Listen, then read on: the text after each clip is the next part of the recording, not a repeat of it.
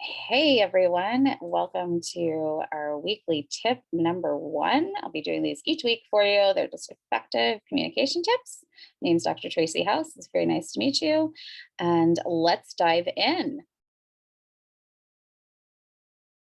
Let me get this set up for you. And it takes one moment. There we go. And we're sharing. All right. So, effective communication tip of the week is tone. And here we go. All right, what are we going to cover? We're going to talk a little bit about what tone is in professional written communication, creating professional voice, things to do and things not to do, what conciseness is, and how do we do it. And then we're going to go over some examples with just a little more tips in there. All right, so tone in professional writing. What is professional tone? How do we sound like a professional? What is she talking about? Tone refers to the author's voice in the written work. So, most academic or professional writing is going to use a formal tone. It reflects the writer's attitude and will affect the listener just as much as your tone of voice affects someone who's listening to you in person. That's why it's so important.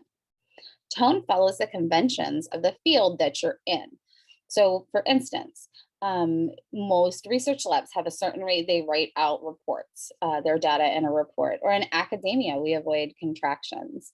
In healthcare, there's tons of abbreviations, and the use of Latin acronyms are very common. So, you're going to want to follow those. Make sure that you take the time to understand and know what those are in your field.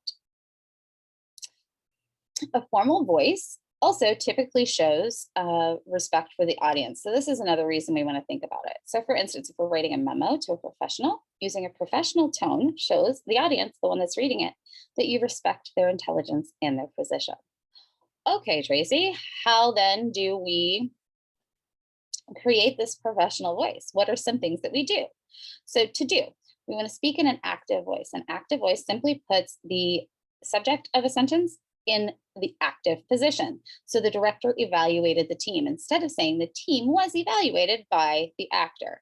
Now that one's a little confusing, and I'm always happy to help out if you have questions on how to do it.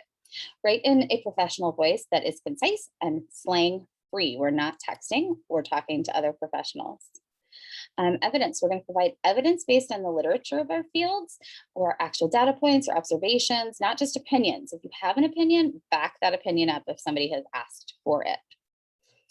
We're going to write without bias as well. And this one's a little tough. So, thinking about putting the person first and then describing something about them. So, learners with disabilities, persons in a lower socioeconomic bracket, people with dementia instead of dementia patients or disabled learners. We're also going to follow tense. We're going to make sure that our tense, our verb tense, especially is proper throughout a sentence, that it matches.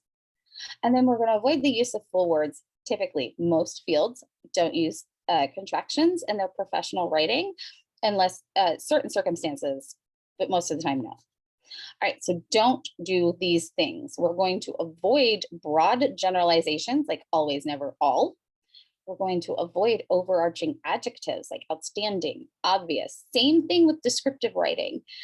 Really, clearly, these are words we don't need. Little, definitely. We don't need those either. Avoid that the emotional language, heartbreaking, devastating. It's just not very professional. And inflammatory language, things that would make somebody else upset. We want to avoid how we say things. Just state the facts instead. So, conciseness is the other point that we want to talk about. And that means to be direct, avoid doing exactly what the title of this slide does, which is adds too many words. We don't need to do it. It's being clear and concise. That's the key to sounding professional. Skip the fluff in a sentence. You don't need it. Remove those unnecessary words. That's what the fluff is. And that will enhance your sentences while eliminating any redundancy. It's a beautiful thing. So, some examples of conciseness. Each and every becomes each. The end result becomes the result. In spite of the fact becomes although. And surrounded on all sides becomes surrounded. For a period of 5 days becomes for 5 days. And we want to avoid those useless intensifiers while also reducing our clauses to phrases. Knowledgeable employees instead of employees who knew what was going on. It just becomes much more concise and clear. So if you have any questions, feel free to email me.